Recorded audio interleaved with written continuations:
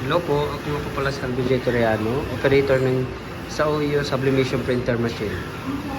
Bali, ito nga po pala yung printer head. Ito nga po pala yung copy. Dito naman po yung wiper.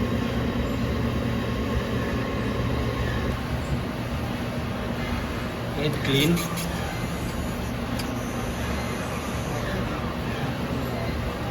After po ng cleaning, kailangan po natin punasan yung wiper niya.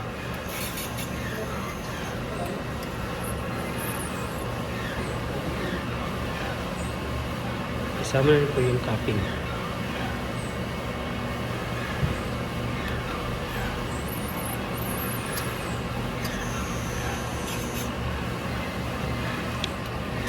Nozzle test.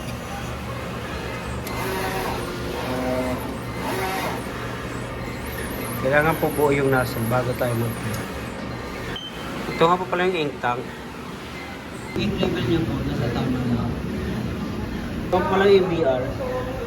Ink waste tank. Ito naman po yung ground wire niya. Ito nga po pala yung daily output record namin. Nasa system na po. Ito naman po yung sa consumables namin. Ito nga po pala yung ICC profile namin.